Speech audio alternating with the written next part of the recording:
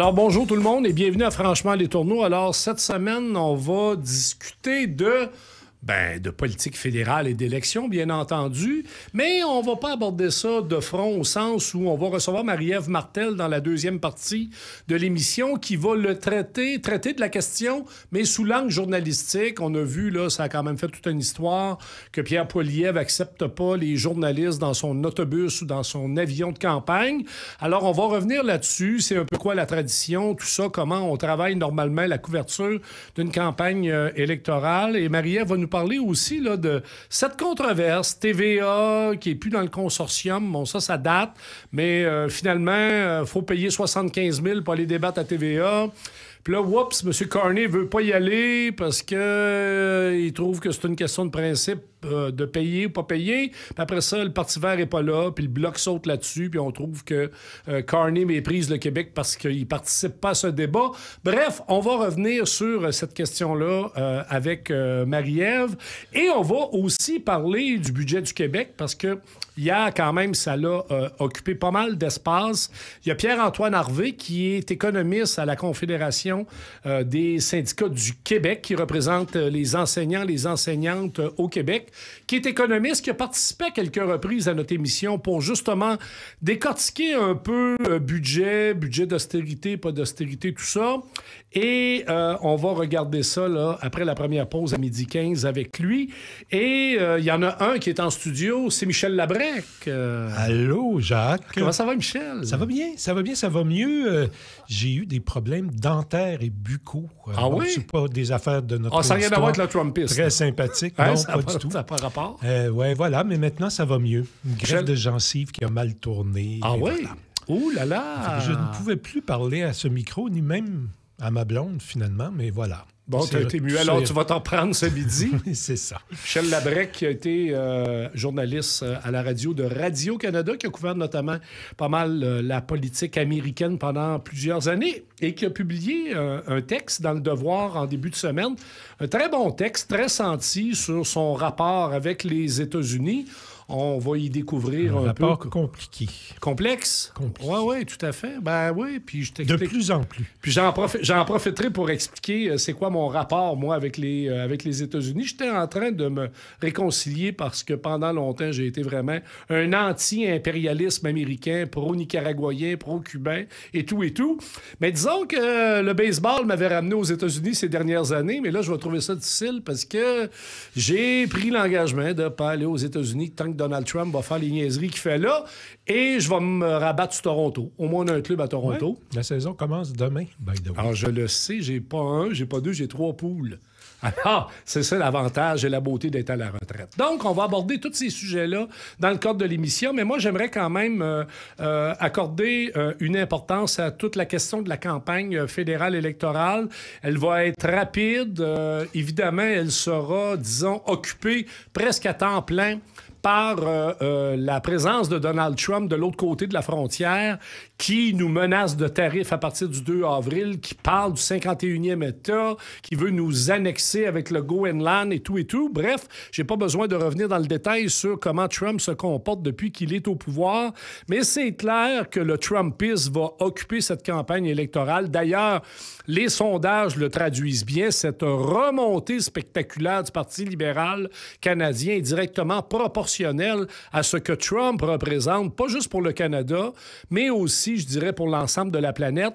Alors, ça va être intéressant de voir quand même comment d'abord le Parti conservateur va se débrouiller là-dedans, parce qu'on était tellement en campagne du côté de Poilievre autour de la gouvernance de Justin Trudeau qu'il semble un peu désemparé. Il y a les amis du Bloc québécois qui veulent défendre les intérêts du Québec.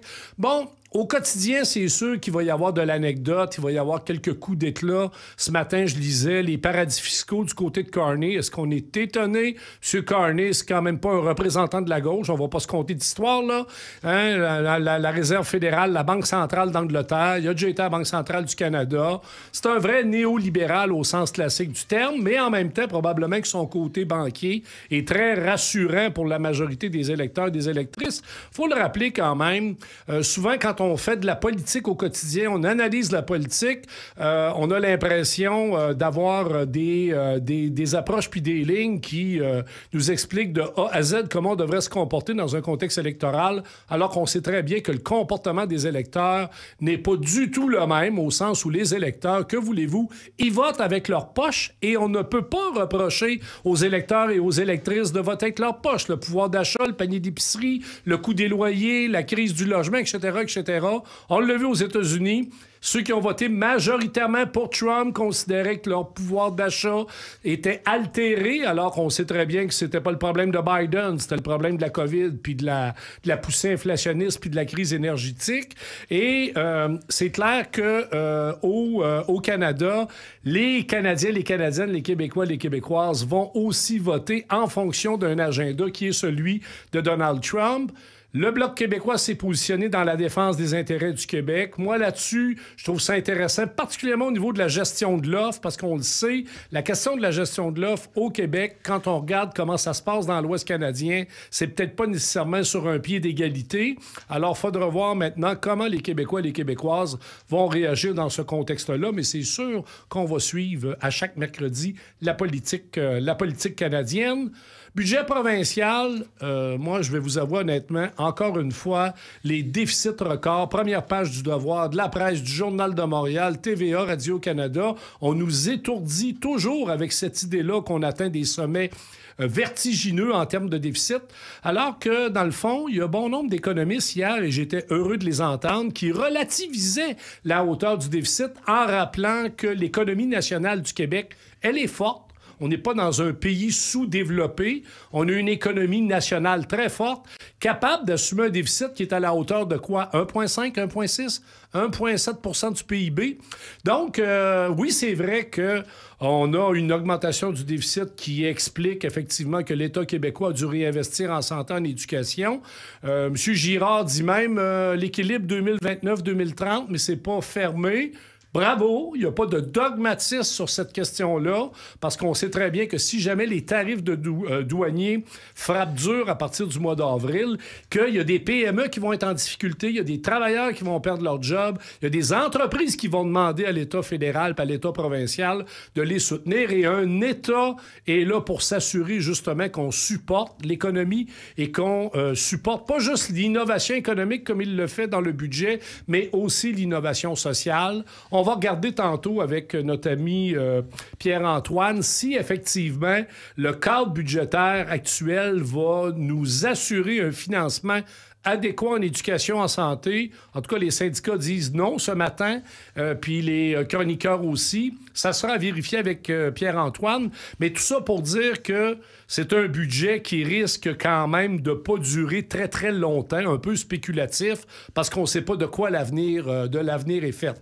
Donc, budget provincial, élection fédérale, on va suivre ça. J'aurais aimé ça vous parler de Catherine Dorion. Je suis allé voir son spectacle, mais Jean-Yves Lemay me fait signe qu'on n'a plus de temps. Alors, on s'en va à la pause. Pierre-Antoine Harvey sur le budget provincial à notre tour. Wow. Alors, on est de retour à Franchement les Tourneaux, et comme je l'ai dit en introduction, on va recevoir Pierre-Antoine Harvey, qui est économiste à la Centrale des enseignantes et des enseignants du Québec, et on va parler du budget, pas du prochain, mais du budget du ministre Girard. Bonjour Pierre-Antoine. Bonjour, ça va bien? Ça va très bien, merci d'avoir accepté. Ça fait longtemps qu'on s'est parlé, mais on avait pris cette habitude de revenir à l'adoption des budgets, que ce soit du côté de Québec ou Ottawa, en chronique à mon émission. Peut-être d'abord un commentaire général sur ce budget-là. Ben, écoutez, c'est clair que dans ce budget-là, il y a beaucoup de mauvaises nouvelles pour tout le monde. Mais je pense que le message le plus clair du budget, c'est qu'on s'en va dans les prochaines années là, vers l'austérité, des compressions dans les services là, dans son objectif de retour à l'équilibre budgétaire qui a repoussé et qui probablement repoussera encore. Mais la seule façon pour y arriver, selon lui, c'est de réduire les dépenses dans les services publics. Donc, il faut s'attendre à des compressions, des gels d'embauche encore pour les prochaines années. Tous les médias parlent d'un déficit record. Moi, je l'ai dit tantôt dans mon éditorial. Là, ça me fait toujours un peu sourire parce qu'on a quand même une tendance à dramatiser l'état des finances publiques, alors que M. Girard a dit oui, c'est vrai que le déficit est important, mais il a quand même relativisé l'importance du déficit. Il a même laissé entendre que le retour à l'équilibre budgétaire pour 2029-2030 pourrait être reporté si jamais l'économie nationale ne va pas bien. Est-ce que, malgré les compressions annoncées, tu trouves que sur la question du déficit, quand même, le ministre plaide une carte peut-être un peu plus réaliste que d'autres l'ont déjà fait? Oui, ben c'est une des caractéristiques du ministre Girard. Là. Bon, bien que c'est un ancien banquier, là, c'est quand même quelqu'un de très pragmatique. Et il a compris, là, s'il a accepté de faire un déficit plus important cette année que ce qu'il avait prévu, c'est qu'il a compris que au niveau de l'endettement, le Québec, c'est sûr qu'on n'est pas la meilleure place au monde, mais notre situation d'endettement est beaucoup mieux aujourd'hui que ce qu'elle était il y a 10 ans. On était autour de 39 du PIB, notre dette nette. Il y a 10 ans, on était à 53 Donc, la dette va bien. Et effectivement, le déficit qu'il annonce cette année, là, oui, il est important en chiffres, là, 13 milliards, mais il faut se rappeler qu'il faut comparer avec le poids du PIB. Fait qu'on est à 1,8 Le Québec a déjà fait des déficits à 3 du PIB. Là. Donc, en termes relatifs, ce n'est pas un record historique. Il faut aussi rappeler, là, à l'habitude, là, dans le 13,6 milliards, il y a un 2,2 milliards qui vont au fonds des générations. Ça, c'est un placement, c'est pas une dépense. Et il y a aussi prévu là, une provision pour éventualité. Il y a un 2 milliards qui est là au cas où. Hein, puis c'est bien d'être prudent, mais en réalité, là, si on regarde le déficit réel, c'est 9,4 milliards qui est annoncé pour cette année. Mais on voit que le ministre se prépare les élections. Là, puis il est 2 coups d'avance. Il nous annonce une mauvaise nouvelle cette année pour que ça soit mieux l'année prochaine, à la veille des élections. Oui, tout à fait. Tout à fait.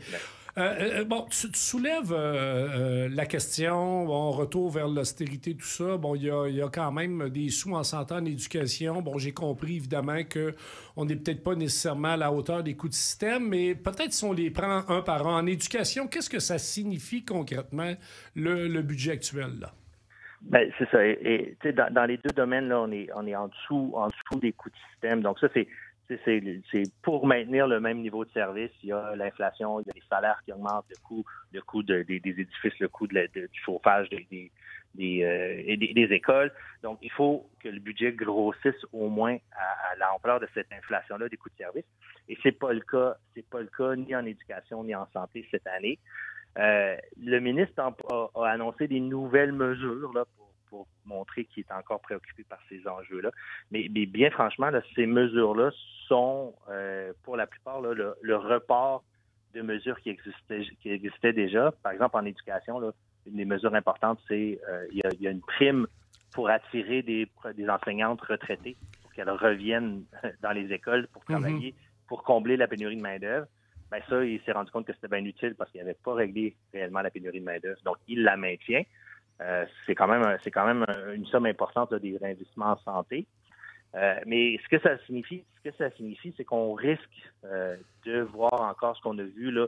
Donc, dans les écoles, gel d'embauche au niveau du personnel de soutien, personnel professionnel, ceux qu'on qualifie de qui sont pas en service direct aux élèves.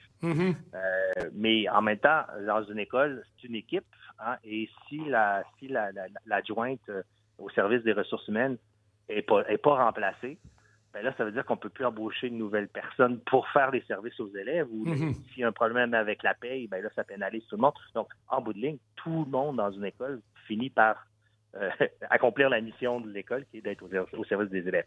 Donc ça, on a connu un problème. Donc ça vient juste, on est moins de monde dans les écoles, donc plus de pression, plus de tâches. Et on risque, dans le fond, de perdre des gens qui, par épuisement professionnel ou tout simplement, ils stagnent puis ils s'en vont dans d'autres milieux. Et j'imagine qu'on pourrait faire la même analyse en santé et en services sociaux, au sens où on est confronté à la fois pénurie, puis même il y a un phénomène de migration des gens du public vers le privé. Si on le sait, ça a été bien documenté. Donc, avec ce qui est sur la table, la condition générale de la pratique dans le réseau de la santé risque pas de s'améliorer.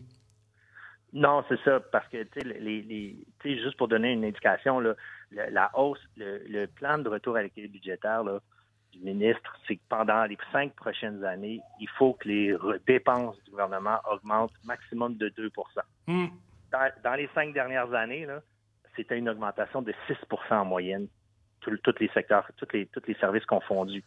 Donc, il faut qu'on coupe la croissance du tiers. Même si on a grossi à 6 les budgets ont grossi à 6 dans les 5 dernières années, on est quand même en situation où il y a des manquements dans les services publics. Et là, on dit, il faut ralentir tout ça. Donc, on ne peut qu'aller vers une diminution de services. Des compressions. Puis, l'enjeu, c'est que là, il a lancé sa nouvelle patente. Le ministre de la Santé a lancé le gros éléphant de Santé Québec. Oui, qui coûte cher. Qui devrait apporter des solutions au réseau. Mais tu peux pas faire un changement de structure en coupant les ressources pour mettre en place ce changement de structure-là. Pour les plus vieux, là, on se souviendra tous du virage ambulatoire. Bien sûr. Les années 2000, là. Et là, ça devait solutionner tous les problèmes de santé. Mais une des raisons qui explique l'échec du virage ambulatoire, c'est qu'au même moment où on transformait la structure, on coupait les moyens, on coupait dans l'administration, on coupait dans la possibilité du réseau de mettre en place la réforme. C'est juste comment est-ce qu'on fait avec Santé Québec? Oui, il faut se promener dans les rues de Montréal pour constater que les promesses de services alternatifs en santé mentale dans la communauté n'ont jamais existé. C'est pas compliqué, hein? Je veux dire, on a fermé des hôpitaux psychiatriques à Montréal et effectivement, on nous promettait le virage en santé mentale ambulatoire et les mesures sont jamais venues. Dis-moi, Pierre-Antoine, est-ce que tu as pris le temps de regarder au niveau de la crise du logement? Bon, j'entendais le Frappru hier réagir assez négativement. Qu'est-ce que ça dit ou dit pas ce budget-là sur le logement? Bien, il saupoudre des mesures, là, mais globalement, au niveau du logement, là, c'est assez décevant au sens où il fait des annonces pour soutenir l'accès au logement. Là. Cette année, là, on parle de 174 millions de dollars pour soutenir l'accès au logement. Mais quand on regarde les mesures, là, elles sont importantes. La moitié de cet argent-là va aller pour aider à rénover puis à entretenir les HLM. On sait que les logements à loyer modique puis les logements sociaux sont en mauvais état. Donc, beaucoup de l'argent, c'est pour rénover ces logements-là, en améliorer l'accès. Par contre, donc ça, c'est une bonne chose. Mais c'est pas en rénovant des logements qui existent déjà qu'on va en produire des nouveaux. Et là, où il y a un manquement total de la part du gouvernement, c'est d'annoncer de la construction de logements sociaux. Là. On sait que la liste d'attente pour les HLM, si on parle de 40 à 50 000 ménages qui attendent un logement social, et ça fait depuis 20 ans. Là. Donc, il y a vraiment une urgence. Il y a eu des annonces. Mais ce budget-ci là, est extrêmement décevant à ce niveau-là. L'autre mesure qu'il propose, c'est d'augmenter le nombre de ménages qui vont avoir accès à une subvention de loyer. Une subvention de loyer, ça t'aide à payer ton loyer pendant un bout de temps, mais ça n'offre pas des nouveaux logements. Et surtout, ça ne réduit pas les loyers. Ben non. Parce que il y a peut-être des propriétaires qui disent si le gouvernement t'aide à payer ton loyer, va t'augmenter un peu. Exactement. Oui, tout à fait. Écoute, il nous reste peut-être 2 minutes. J'aimerais ça rapidement. Oui. Il y a eu des mesures annoncées, crédit d'impôt, innovation, les PME, les entreprises ont salué ça. Comment on reçoit ça du côté syndical? Bien, c'est clair on s'attendait, puis il fallait que le gouvernement agisse pour aider les entreprises qui vont être affectées par les tarifs douaniers mis par notre voisin du Sud. Par contre, là, je trouve que le gouvernement fait beaucoup confiance en la puissance des investissements parce que c'est ça qui encourage, c'est les investissements dans les entreprises, les investissements dans l'innovation. Et ça, c'est des investissements, c'est un rendement à long terme. L'aide que les entreprises ont besoin, c'est immédiatement. Et surtout, il n'y a rien pour aider les travailleuses et travailleurs qui vont être affectés par les tarifs. Rien soutien aux revenus pour ces personnes-là. Rien en requalification. Rien pour... formation continue, tout ça. Formation continue, mais aussi encourager les entreprises à garder leurs travailleuses et travailleurs pendant les périodes difficiles. Parce qu'on le sait, là, dans les secteurs industriels, le problème qu'ils ont, c'est de trouver de la main-d'œuvre qualifiée. Fait que là, si pendant la crise, ils congédient du monde ou les met à pied, ces gens-là vont s'en aller. Ils vont les perdre. Ça va repartir, on demandait, le mouvement syndical demandait qu'il y ait une aide pour le partage du travail, puis la formation, la requalification, mais pendant ton travail. Donc, tu gardes le lien d'emploi et tu vas te chercher une qualification pour t'améliorer ou pour aller vers augmenter, avoir une promotion à l'intérieur de ton entreprise. Oui. Mais ça, c'est pas là. C'est pas là. Donc, c'est un gros absent. À ce niveau-là, c'est décevant comme vision de l'aide économique du gouvernement en tant que tel. Donc, un budget fort décevant. C'est déjà tout, Pierre-Antoine Harvey. Merci beaucoup. C'était très clair. On a fait un tour rapide. Je vais te réinviter parce qu'on n'a pas fini. Du côté fédéral aussi, il va y avoir des promesses, là, ou non, au niveau de l'assurance-emploi, les mesures pour soutenir les travailleurs. Je te réinviterai ce printemps pour qu'on jase de tout ça. Parfait. Bien, merci beaucoup. Allez, bonne journée à tout le monde. Au plaisir, Pierre-Antoine. Alors, on est de retour à Franchement les tourneaux et comme je l'ai annoncé en introduction, Michel Labrec qui est avec nous en studio. Bonjour, Michel. Rebonjour. Rebonjour, bien sûr. Une lettre ouverte très sentie cette semaine, début de la semaine, dans le Devoir sur ton rapport, ce qui se passe aux États-Unis, mais ton histoire aussi. Ça s'intitule pour Mes États-Unis, entre guillemets, le mai. Du rêve au cauchemar. Alors, l'idée, c'était pas seulement, Jacques, de se limiter à ce qui se passe maintenant, bien qu'évidemment, ça se termine avec la deuxième élection de Donald Trump et tout ce qui s'ensuit, qu'on a déjà très souvent évoqué à ce micro. Mais ça commence avec moi, qui naît un 4 juillet 1956. Ben oui! Pas aux États-Unis, mais à Québec. Hey. Plus précisément, à l'époque, c'était une ville, Sainte-Foy, un petit quartier de classe moyenne, vraiment. Mm-hmm. Mais voilà, et ça m'a teinté quand même, cette naissance du 4 juillet, comme je raconte un peu dans le texte, parce que souvent, on allait passer des vacances assez modestes en camping sur la côte Est, puis là, c'était le 4 juillet, il y avait des feux d'artifice, c'était le fun, mon anniversaire. Oui, tout à fait. Et puis, c'était un peu... l'époque, on est fin des années 50, début des années 60. C'était les 30 glorieuses. Hein? Alors, les États-Unis étaient en pleine croissance, nous entraînaient dans leur sillage. Bien sûr. Mais nous, on était plus modestes à l'époque. Alors, d'aller aux États-Unis, tout à coup, quand on est jeune enfant, dans mon époque, maintenant, ça n'a rien à voir, mais c'était comme... il y a des mini-golf partout. Il y a des hot-dogs plus gros. Les cartes de baseball contiennent plus de cartes par paquet. Tout était plus gros. Des plus grosses gommes. Tout était des plus gros cornets de crème molle. Tout était plus gros, plus beau, plus attirant. C'est la première fois que mes parents m'ont amené dans un cinéma en plein air. Il n'y en avait pas au Québec. Après, c'est arrivé 10 ans plus tard. Alors, c'était un peu cette espèce de rêve américain qu'on vivait par procuration. Et évidemment, ce rêve-là, c'est gâché graduellement. En tout cas, c'est altéré graduellement. Mais ça commence pas avec Donald Trump. Là. Ça fait quand même quelques années aux États-Unis. Tu sais, remontons à Reagan, là, quand même. Là, moi, je remonte à Nixon. On peut remonter très longtemps. Je veux dire... T'as entendu John Irving l'autre fois? Oui. Reprocher aux républicains, à tout le monde en parle, d'avoir laissé entrer les religieux là, à l'époque de Reagan. Moi, j'assistais à la causerie que John Irving a donnée à la librairie Raffin sur la Plaza Saint-Hubert. Je le dis dans le texte, d'ailleurs, et je lui ai posé la question qui est l'argumentaire clé de mon texte. Est-ce que les États-Unis sont une civilisation? Et moi, je réponds pas nécessairement. Je m'attendais à recevoir une série de bêtises en règle, j'attends toujours. Parce que moi, je considère... Je suis allé voir des définitions. Mais qu'est-ce qu'il a répondu, lui? Lui, il a dit, j'espère qu'il... Mais tu sais, on était serré par le chronomètre, on n'a pas eu le temps d'élaborer. Il m'a répondu, j'espère qu'il reste encore suffisamment de gens aux États-Unis civilisés pour éviter le pire. Fait qu'on va le savoir. Oui, alors... et moi aussi, je dis dans mon texte, les États-Unis, c'est un pays prospère, mais à mon avis... non civilisé. Pourquoi? Parce que la définition d'une civilisation, c'est une société... Enfin, il y a plusieurs définitions, on pourrait s'ostiner là-dessus longtemps, mais la définition, c'est une société qui prend soin du plus grand nombre de ses membres. Je suis pas sûr que ce soit le cas des États-Unis. Combien de millions de gens qui n'ont pas d'assurance, qui n'ont pas accès à santé? Combien d'armes à feu sont en libre circulation? 400 millions, j'ai lu. C'est pas tout le monde encore là. Alors moi, ce que je dis, c'est qu'il y a des dizaines de millions d'Américains qui, quand même, soutiennent ces valeurs civilisatrices, mais je ne pense pas qu'ils soient nécessairement la majorité. Et là, c'est là qu'arrive l'impact de Trump. C'est d'avoir... Trump, au-delà de toutes ses positions politiques, a libéré quelque chose qui était enfoui aux États-Unis, c'est-à-dire une pensée supériorité blanche, raciste, masculiniste, whatever you want.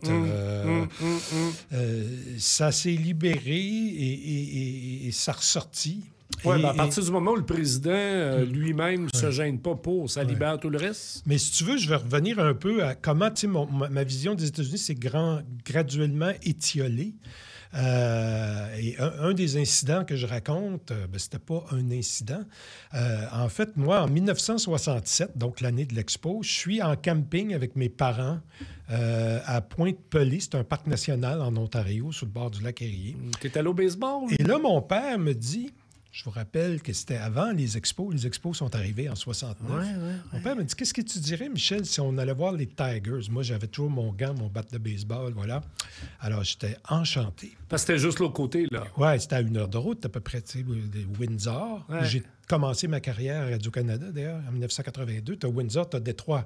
Tu arrives à Windsor, en fait, tu penses que tu arrives à Détroit parce que tu vois des gratte-ciels, mais les gratte-ciels sont de l'autre côté de la rivière. Alors, bref, j'arrive là, il fait une chaleur accablante et pour se rendre au stade à l'époque, parce qu'il a changé d'endroit maintenant, il faut traverser ce qui était à l'époque le plus grand ghetto, un des plus grands ghettos noirs des États-Unis. Alors, et là, il y avait toutes ces... Il fait chaud. Toutes des femmes à moitié nues. Tu sais, on était en 1967, les coupes afro, des bonhommes avec de la bière. Puis il y avait... On sentait qu'il y avait quelque chose de bizarre qui se passait. Puis vous n'étiez pas en majorité, là, comme blanc dans votre voiture. Et là. ça m'a fait comprendre... Puis bon, pour faire une histoire courte, on va au match. En fait, c'était un programme Les double. Tigers ont-tu gagné? Les Tigers ont gagné un match perdu l'autre contre les Yankees. Ah oui, contre les Yankees? Oui, j'ai vu Denny McLean lancer. Le dernier qui a gagné 30 victoires. Oui. Et quand on ressort, il y a des voyons, du son dans les haut-parleurs, mais mon père parle mal anglais, moi encore moins. Allez pas par là, parce que là, on voit de la fumée autour, puis finalement, c'était le début de une des plus grandes émeutes noires des années 60, celle du quartier noir de Détroit. T'as vu ça de tes yeux vus? Oui. Et là, heureusement, le Michigan Avenue, qui est la rue principale, c'était pas l'épicentre. La révolte, c'était comme 2 coins plus loin, parce qu'après ça, j'ai googlé tout ça par la suite. Mais tu sais, on voyait des gens, on voyait des Noirs qui se promenaient avec des brouettes. Là, il y avait des télés dedans, parce qu'ils avaient pillé tous les commerces. Puis, t'as vu ça, là? Oui, j'ai vu ça. Puis là, mon père ne savait plus où aller, mais en tout cas, on a continué, puis on s'est rendu jusqu'au pont Ambassadeur. Oh là là! Puis là, le douanier nous a dit, mais vous n'avez pas eu peur? Bien, peur de quoi? Puis le lendemain, dans le journal, on a vu, il y avait des tanks, des chars d'assaut qui étaient arrivés. Et ça a été pour moi le début d'une conscience sociale personnelle, mais aussi par rapport aux États-Unis, j'ai eu un cours de racisme 101 à l'âge de 11 ans. Et cette réflexion-là s'est poursuivie. Évidemment, je sais que, Jacques, c'est une de tes... Un de tes points de discussion sur les États-Unis, l'impérialisme américain. C'est sûr que quand on découvre, je suis rendu au cégep, proche d'université, le rôle de la CIA dans les dictatures en Amérique du Sud, Chili, Argentine, etc. Là, l'image s'assombrit. Puis après ça, bon, il y a Nixon, après ça, il y a Reagan. Mais je pense aussi, il ne faut pas juste lier ça aux républicains. Je pense qu'il y avait aussi de l'impérialisme du côté de certains démocrates. La guerre du Vietnam, par exemple, et tout. Mais tout ça pour dire que, en même temps, moi, j'ai toujours aimé la musique américaine, j'ai toujours aimé la culture américaine. On parlait de John Irving, il y a des grands écrivains. Bien sûr, Philip Roth, Russell Bank. Toute la contre-culture qu'il y avait dans les années 60. Le jazz. Le jazz, c'est fantastique. C'est la meilleure musique au monde, à mon avis. Oui. Et j'ai toujours été accroché à ça. Les sports, c'est quand même quelque chose.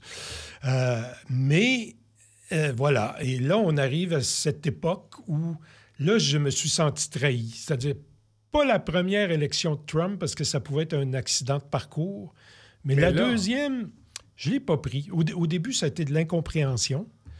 Puis par la suite, ça a été comme... Non, ça se peut pas. C'est pas possible. Ce qui est fascinant, il reste 2 minutes. Là, on a quand même vu l'élection de Barack Obama. Hein? C'est quand même le premier noir à accéder à la présidence des États-Unis. Mais pas descendant d'esclaves, je le souligne. T'as raison. Je le souligne. Mais quand même, je veux dire... alors, quelle société de contraste... Oui, puis on n'a pas fini d'être surpris, j'espère. Mais moi, je suis inquiet quand même en ce moment. Moi, en fait, je lisais des textes ce matin dans Le Monde, dans le New York Times, dans Politico.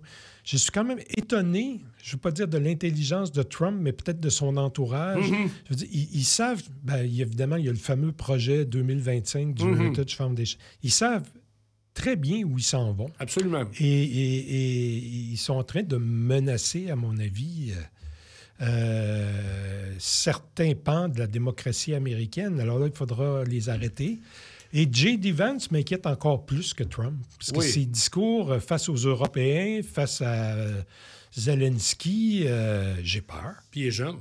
Il est jeune. L'autre est sur la fin, tu sais. J'ai peur. Absolument. Ah oui, tout à fait, c'est Mais, tout blanc. Comme je dis à la fin de mon texte, quand on est né un 4 juillet, on garde toujours un petit espoir que les États-Unis vont réagir. Tout à fait. J'avais demandé à M. Chrétien, moi, je l'avais croisé dans le premier mandat de Trump, s'il n'y avait pas de constitution américaine, ce serait quoi le régime politique? Il m'avait dit que ce serait une dictature. Alors voilà, Michel Labrique, merci infiniment. On est de retour à Franchement les Tourneaux et comme je l'ai mentionné en introduction de l'émission, on reçoit Marie-Ève Martel qui est journaliste et qui va nous parler de la campagne électorale fédérale, mais sous l'angle du travail des journalistes. Bonjour Marie-Ève. Salut Jacques. Hey, merci de participer à Franchement les Tourneaux. Quand tu regardes comment les affaires se placent au niveau de la campagne électorale fédérale, tu as envie de nous dire quoi exactement? C'est une année de nouveautés. On voit qu'au niveau des pratiques traditionnelles, notamment en couverture médiatique, là, les choses changent. Et premier thème que j'ai envie d'aborder avec toi, évidemment, c'est le fameux face-à-face avorté chez TVA, qui n'a pas eu lieu parce que Mark Carney, finalement, a décidé de prendre part à ce rendez-vous. Ce qui est particulier de cette situation-là, c'est que pour la toute première fois, et c'est vraiment inédit à ma connaissance, TVA demandait que chaque parti investisse 75 000 $ pour organiser l'événement, donc pour financer la production de ce débat-là qui quand même demeurait jusqu'à tout récemment, jusqu'à son annulation, un incontournable au Québec là, pour présenter là, les candidats électoraux. Donc, la consigne était qu'on veut que chaque parti qui participe paie 75 000 $, mais que si un des partis refusait, on annulait tout simplement l'événement. Et donc, Mark Carney a été le dernier des 4 grands partis à se prononcer. Et il a été celui, finalement, qui a refusé l'invitation et qui a forcé l'annulation de tout ça. Et ça, c'est du jamais vu parce que jamais, au grand jamais, les médias et les journalistes ne doivent demander de l'argent à leurs sources d'information, pas plus qu'ils doivent non plus en payer. Donc, il n'y a pas d'argent normalement. L'information, c'est un échange libre et volontaire de renseignements au nom de l'intérêt public. C'est là-dessus que se fondent les médias. Donc, c'est un peu particulier que TVA, qui, on le sait, a vécu des difficultés financières l'année dernière, comme tous les médias, on devra le rappeler, demande de financer une partie là, des coûts de production, là, même s'il n'y avait pas de profit en tête. Puis, je trouvais en fait que ça allait créer un précédent. Donc, personnellement, je pense que c'était la bonne chose à faire là, pour M. Carney de refuser. Il a prétexté que c'est parce que le Parti vert allait pas être là. D'autres personnes disent que c'est parce qu'il n'est peut-être pas assez à l'aise en français, étant donné que le face-à-face est moins scripté, si on veut, qu'un débat traditionnel où on peut juste jouer sa cassette. Mais ça créait un précédent, hein, parce que si on avait été de l'avant avec ça, est-ce que maintenant on aurait considéré que c'est normal pour des partis politiques de payer pour passer à la télévision dans le cadre d'un débat? Donc, il y aurait eu TVA, mais rien ne dit qu'il n'y aurait pas eu d'autres stations qui auraient emboîté ça. Et donc ça, déjà en partant d'un point de vue déontologique, pour les médias, c'est particulier. Même si, c'est pas les journalistes eux-mêmes, les animateurs du débat qui auraient payé, là, ça aurait été pour la production. Puis ça fait aussi en sorte que ça aurait peut-être privé des plus petits partis, notamment le Parti vert ou peut-être le Parti populaire du Canada, de pouvoir s'inviter à cet événement-là, parce que 75 000 $, c'est pas une immense somme dans une caisse de parti, mais pour les plus petits partis, ça reste une somme considérable là, qu'on met pas finalement dans d'autres activités de la campagne électorale si on va dans ce genre d'événement-là. Mais ce qui est un peu curieux quand même, puis tu sais, je veux pas débattre si c'est-tu l'arbre qui cache la forêt, puis que dans le fond, il n'a pas voulu y aller parce que dans le face-à-face en français, ça aurait été plus laborieux. Il y a quand même les 3 autres chefs de parti qui ont accepté donc de payer 75 000. Tu trouves tout ça troublant, toi? Que bon, lui, il dit non parce qu'on n'a pas à payer. Mais les 3 autres, là, le NPD, qui est un vieux parti, Parti conservateur, le Bloc, comment tu décodes ça? Ben écoute, moi, c'est pas tant le fait que des partis politiques aient accepté de payer que le fait qu'un média d'information et ironie du sort, dois-je rappeler que le propriétaire de ce média d'information-là, en commission parlementaire il y a 6 ans, avait traité d'autres médias de quêteux parce qu'on négociait la mise en place de crédits d'impôt sur la masse salariale. Ah, Michel Labrec applaudit. Michel Labrec applaudit. Michel Labrec applaudit ici en studio. Mais c'est ça pareil, hein? Et les crédits d'impôt dont ses employés bénéficient d'ailleurs à ce jour, c'est sans compter non plus les crédits d'impôt dont ces magazines bénéficient. Donc, je trouve ça un peu spécial parce que, bon, c'est l'argent des partis, mais c'est l'argent des donateurs des partis. Donc, essentiellement, ça reste de l'argent du public. Moi, c'est beaucoup plus le fait qu'un média demande de l'argent qu'un parti. Et en fait, je pense que les 3 autres partis ne voulaient pas être ceux qui avaient l'odieux de poser l'annulation, parce que là, on l'a vu aussitôt que les libéraux ont dit non, nous, on n'embarque pas, on ne paye pas, ça force l'annulation du débat. Les 3 partis, aussi bien les conservateurs, le NPD que le Bloc, ont utilisé des arguments et en ont profité pour retourner ça contre M. Carney à leur avantage. Mais probablement que ils ont fait ça pour, bon, oui, participer à l'exercice, mais peut-être aussi pour bien paraître. Donc, c'est la dernière personne qui allait faire, en anglais, on dit « make or break ». Donc, c'est ça qui est arrivé. Bon, ben 2 morceaux de robot pour toi, Marie-Ève Martel, avec un fort argument sur comment le patron de TVA avait plaidé la question du financement des médias. Tu voulais parler aussi de Pierre Poilievre, puis le suivi par les journalistes traditionnellement là, dans les autobus, puis tout. Puis Poilievre, il dit non, il n'y aura pas de journalistes dans mon autobus. Ben oui, on rompt encore une fois un peu avec la tradition, c'est-à-dire que Pierre Poilievre a décidé que lui, il ne voulait pas de journalistes dans son autobus de campagne, alors que normalement, là, les chefs de parti sont toujours accompagnés d'une meute de médias de ville en ville. Ça peut être le même journaliste pendant toute la campagne, ou bien il y en a qui se relaient, là, ils se passent le témoin et on continue. En fait, là, on a notamment dit que c'est parce que les coûts de déplacement ont augmenté. Je veux bien croire, mais les médias paient pour avoir accès à cet autobus-là. Il y a 7-8 ans, on parlait de 200, 225, 250 $ par jour pour une campagne électorale. Un média d'envergure nationale, ça pouvait coûter jusqu'à peu près 10 000 $ envoyer un journaliste. Donc, si c'était vraiment juste une question de coût, je pense que les médias auraient fait leur calcul pour l'absorber. C'est pas les conservateurs qui l'auraient accusé au complet. Et l'autre argument que M. Poilievre a sorti, c'est qu'il voulait laisser davantage la place aux journalistes régionaux pendant ces points de presse parce qu'il disait que ces événements vont être couverts. Là-dessus, en fait, effectivement, pour en avoir fait plusieurs des points de presse de campagne électorale en région, ce qu'on voit souvent, c'est les journalistes nationaux qui le suivent en autobus, le politicien, vont s'accaparer la période de questions et nous, les pauvres journalistes locaux qui avons une occasion une fois par jamais de parler à un chef de parti, on essaie de jouer du coude un peu pour avoir la place à notre question. Donc oui, ça peut être un bon point de vue, mais considérant que M. Poilievre a quand même une certaine animosité envers certains journalistes ou certains médias, je pense à Radio-Canada, CBC ou la presse canadienne, par exemple, qui a déjà pointé du doigt, je me demande si c'est pas juste une façon de tasser les médias qui posent des questions puis qui font une couverture qu'ils aiment moins, sachant que les journalistes locaux vont peut-être poser des questions avec un angle davantage local, donc ils sont peut-être moins menaçants pour lui. Donc, je me demande si c'est pas finalement une situation win-win pour lui en disant ben on leur fait pas de place, puis en même temps, ben ils s'encombrent pas des questions des méchants journalistes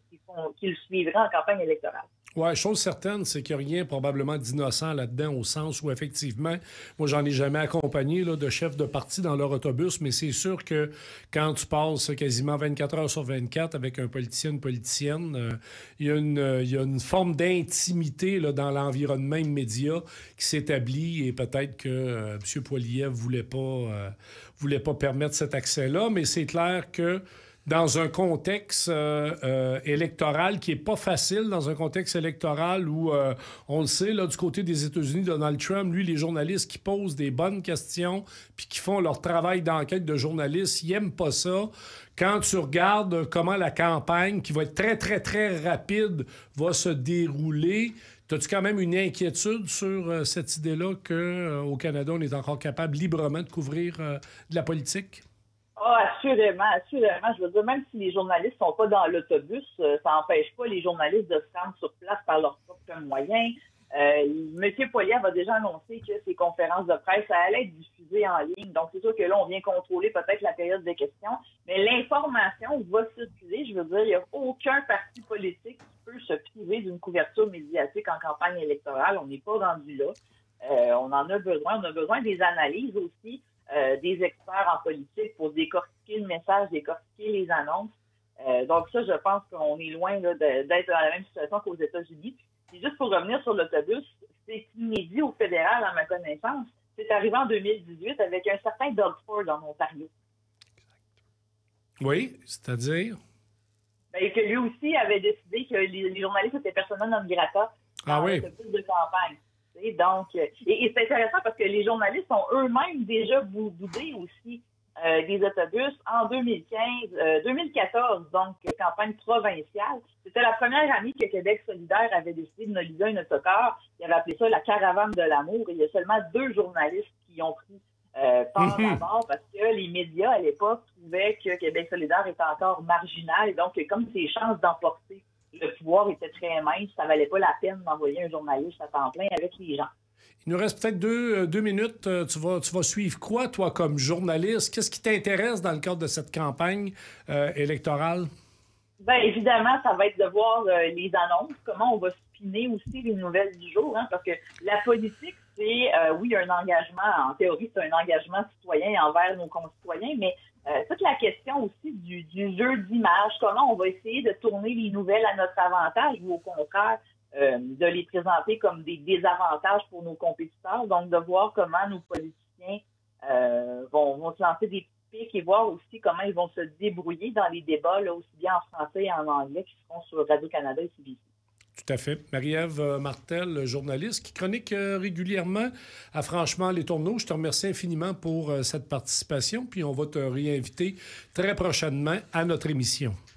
Toujours un plaisir, Jacques. Bonne journée. Allez, au plaisir. Tiens, Jean-Yves me fait signe qu'il reste 2 minutes. As-tu quelque chose à dire là-dessus, Michel Labrec? Là-dessus, moi, ce que je vais surveiller de l'élection fédérale, ce sont mes petits dossiers chouchous. Ah oui, lesquels? Qui sont la lutte contre les changements climatiques. Oui.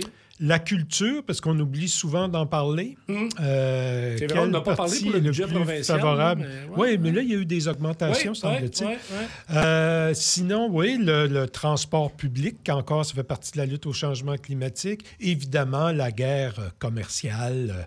Alors, oui, tout ça. Et il va y avoir beaucoup de spin. Mais je te laisse, Jacques, sur la nouvelle qui vient de sortir, qui parle du Brésil. Ah! Jair Bolsonaro, le Trump brésilien, va être jugé pour tentative de coup d'État, lui, après ses premiers 4 ans. Alors, quel est le pays le plus civilisé entre les États-Unis et le Brésil? Prenez-moi pas au sens propre, là, c'est un peu une blague. Non, mais c'est intéressant quand même. C'est intéressant. Parce que ça fait longtemps que je veux te parler du Brésil, puis à un moment donné, il va falloir le faire. Promis avant les vacances d'été. All right. OK, Michel Labrec, merci infiniment. Tudo bem, comme on dit au Brésil. Tudo bem, c'est déjà tout pour Franchement les Tourneaux. Puis je vous laisse en bonne compagnie avec notre ami Jean-Yves Lemay. On se retrouve la semaine prochaine.